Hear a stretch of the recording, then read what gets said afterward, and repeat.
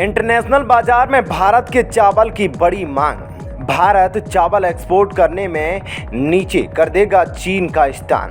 अस्त्र मिसाइल का नया वर्जन देखकर दुश्मनों की छूटेंगे पसीने। दोस्तों, आज की इस वीडियो में हम आपको बहुत ही बड़ी खुशखबरी देने वाले हैं। एक खुशखबरी भारत के एक्सपोर्ट पर है, तो वहीं दूसरी खुशखबरी भारत के डिफेंस क्षेत्र पर है।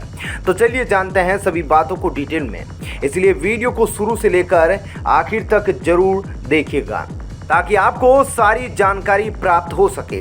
लेकिन उससे पहले भारत की बढ़ती ताकत के लिए नीचे कमेंट बॉक्स में जय हिंद लिखना ना भूलिएगा।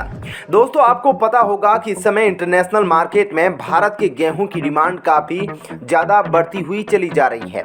लेकिन आपको हम बताना चाहेंगे पिछले 5 सालों से जिस तरीके से भारत चावल एक्सपोर्ट करता है वह गेहूं की तुलना में काफ़ी ज़्यादा है। और अगर हम रिपोर्ट का आंकड़ा उठाकर देखेंगे तो हमें पता चलेगा कि भारत चीन के बाद दूसरा ऐसा देश है जो कि सबसे ज़्यादा चावल एक्सपोर्ट करता है। और देखा यह भी गया है कि जब से भारत ने गेहूं के ऊपर प्रतिबंध लगा दिया है उसके बाद से ही लोगों ने भारत के साथ चावल खरीदने का समझौता काफ़ी तेज़ी से करना शुरू कर दिया है। और कई बड़े बड़े देश सामने निकल कर आए जो कि भारत से इस समय चावल खरीद रहे हैं। इसको लेकर बताया जा रहा है कि कुछ लोगों को डर भी लग रहा है कि कहीं भारत चावल के ऊपर प्रतिबंध ना लगा दे। लेकिन ऑफिशियल रूप से अभी ये बता दिया गया है कि भारत के पास पर्याप्त मात्रा में चावल मौजूद है और भारत अभी ऐसा कोई भी कदम उठाने के मूड में नहीं है। आपको पता होगा कि मानसून से ही पता चल जाता है कि चावल की खेती इस बार कैसी होगी।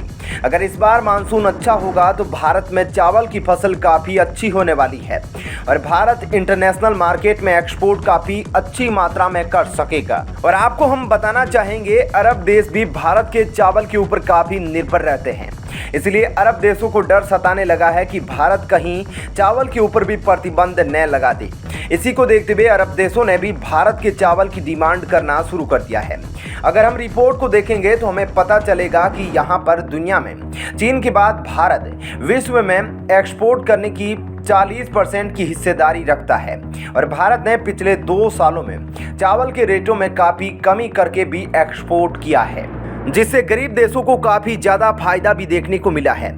इसको लेकर बताया जा रहा है कि यहाँ पर आने वाले समय में भारत दुनिया का सबसे बड़ा एक्सपोर्टर बनकर सामने आ सकता है। अगर आने वाले समय में आपको ऐसा कुछ सुनने को मिले तो यहाँ पर चौकन्ना होने की कोई बात नहीं है। जिस तरीके से भारत अपने आप को बढ़ाने की ओर काम कर रहा है उसको देखकर ऐसा कहना गलत नहीं होगा, क्योंकि लेकिन इस चीज़ की निर्भरता इस साल की बारिश के ऊपर निर्भर करेगी कि किस तरीके से इस बार बारिश देश में होती है। दोस्तों, वहीं दूसरी तरफ भारत की अस्त्र मिसाइल की तरफ से एक अपडेट निकल कर आई है, जिसमें यह पता चलता है कि भारत अब अपने अस्त्र मिसाइल के दूसरे वर्जन और तीसरे वर्जन पर काम कर रहा है। इसके बारे में मिल रहा है कि यह बहुत ही घातक मिसाइल होने वाली है और इस पर DRDO की तरफ से काम करना भी शुरू कर दिया गया है। और इसके बारे में कई खबरें निकल कर आ रही है, जिसमें यह भी पता चलता है कि अपने पहले वर्जन से काफ़ी ज़्यादा एडवांस होने वाला है और यह अब आएगा तो देखकर इसको दुश्मन देशों के पसीने छूट जाएंगे। यह एक हवा से हवा में मार करने वाली मिसाइल है और इसका इस्तेमाल लड़ाकू विमान में होता है। इस मिसाइल के बारे में मिलता है कि यह मिसाइल हवा से ही दुश्मनों को ट्रैक कर लेती है और उसको डिस्ट्रॉय कर देती है। और इसको रडार में भी पकड़ पाना बहुत ही मुश्किल होता है, क्योंकि इसको रडार में दुश्मन पकड़ ही नहीं पाते हैं। और इसको सबसे ज़्यादा आधुनिक बनाती है इसकी रेंज। पहली मिसाइल की रेंज 150 किलोमीटर है, लेकिन वहीं DRDO द्वारा अब जो बनाई जा रही है इसका अपग्रेडेड वर्जन उसकी रेंज 300 किलोमीटर बताई जा रही है। और इसके बारे में मिल रहा है कि यह मिसाइल बहुत घातक मिसाइल होने वाली है और इसके बारे में मिल रहा है कि इसको 2023 में लॉन्च किया जाएगा। लेकिन वहीं हम इसके तीसरे वर्जन की बात करें तो उसको 2024 में लॉन्च कर दिया जाएगा। दोस्तों, इसके बारे में मिल रहा है कि इंडियन नेवी और एयरपोर्ट के लिए ये मिसाइल एक सुपर वेपन की तरह काम करने वाली है। इसके आ जाने से दुश्मनों को काफ़ी ज़्यादा डर पैदा हो जाएगा, क्योंकि उनको पता रहेगा ये मिसाइल उनके देश में घुसकर कितनी तबाही मचा सकती है। और ख़ास बात यह है कि यहाँ पर उनका रडार ये पता भी नहीं लगा पाएगा कि उनके देश में कोई मिसाइल घुस रही है। अस्त्र मिसाइल को लेकर आप क्या कहना चाहेंगे, हमें नीचे कमेंट बॉक्स में लिखकर बता सकते हैं। दोस्तों ये बात सभी को पता है कि 24 फरवरी को रूस और यूक्रेन के बीच में युद्ध शुरू हुआ था और यह युद्ध अब तक जारी है। रूसी सैनिक लगातार यूक्रेनी शहरों में मिसाइलें दाग रहे हैं। इसी बीच सेवेरोडोनेत्स्क में जंग तेज हो गई है। यहाँ नदी पर बने एक पुल को रूस ने तबाह कर दिया। सेवेरोडोनेत्स्क में फंसे लोग बाहर निकलने के लिए इस पुल का इस्तेमाल कर रहे हैं। इधर टेर्नोपिल इलाके में गवर्नर ने कहा कि रूस ने ब्लैक सी में रॉकेट दागे। यह हमला चार्टकीव शहर की मिलिट्री पर हुआ। यहाँ रखे हथियार तबाह हो गए। यह हथियार पश्चिमी देशों ने मदद के तौर पर यूक्रेन को दिए थे। 22 लोग भी लापता हो गए हैं। रूस ने सेवेरोडोनेट्स्क के एक केमिकल प्लांट पर हमला किया है। यहाँ लगभग 300 से 400 यूक्रेनी सैनिक अभी भी फंसे हुए हैं। रूस ने इन सैनिकों से सरेंडर करने के लिए कहा है। खबरों के मुताबिक यहाँ 500 नागरिकों ने भी शरण ली थी जो अभी भी यहाँ फंसे हुए हैं। रूस यूक्रेन जंग के चलते फास्ट फूड कंपनी मैकडोनल्ड ने रूस में अपना सारा बिजनेस बेच दिया था। अब यहाँ मैकडोनल्ड्स के पुराने रेस्तरां की रीब्रांडिंग की गई। नया नाम बदलकर वकूसनो आई तोचका रख दिया गया है। इसका मतलब टेस्टी होता है। साइबेरिया में 25 रेस्तरां का संचालन करने वाले अलेक्जेंडर गोवोर इसके मालिक है। यूक्रेन के राष्ट्रपति व्लादिमीर जेलेंस्की ने कहा कि कोई नहीं जानता कि उनके देश में युद्ध कितने समय तक चलेगा। उन्होंने दावा किया कि यूक्रेनी सेना पूर्वी यूक्रेन में रूसी सैनिकों का मुकाबला कर उनकी उम्मीदों पर पानी फेर रही है।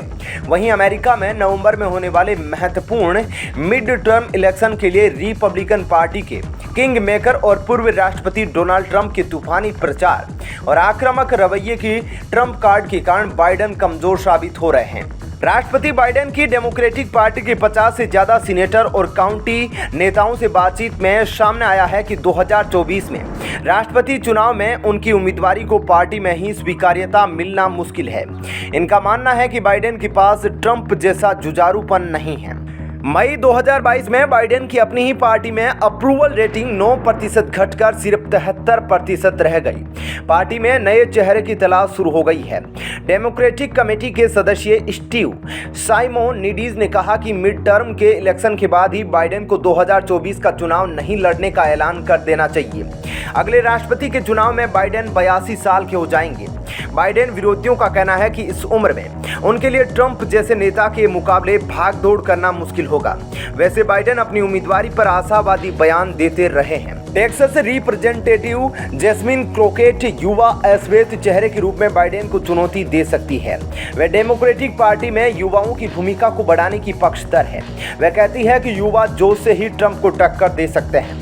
उपराष्ट्रपति कमला हैरिस को कुछ जानकार बाइडेन का उत्तराधिकारी मान रहे हैं, लेकिन उन पर कोरोना और विदेश यात्रा के दौरान सरकार का सही स्टैंड नहीं बता पाने के आरोप लगते रहे हैं। कमला का विरोध मिनीसोटा के senator Amy Klobuchar, Vermont senator Bernie Sanders, Elizabeth Warren और कोरी बुकर कर रहे हैं। ये सभी नेता पिछले चुनाव में बाइडेन से उम्मीदवारी की दौड़ में हार गए थे। यह 2024 में पार्टी की ओर से दावेदारी करेंगे। कनेक्टिकट के senator Chris Murphy Democratic Party में पकड़ मजबूत कर रहे हैं। 2024 के चुनाव में उनकी दावेदारी मजबूत मानी जा रही है। बाइडेन के गन कंट्रोल बिल को बनाने में मर्फी की अहम भूमिका मानी जा रही है। दोस्तों इस विषय को लेकर आपका क्या विचार है? कमेंट सेक्शन में अपना विचार जरूर बताइएगा। साथ ही वीडियो को लाइक और शेयर जरूर करें। धन्यवाद।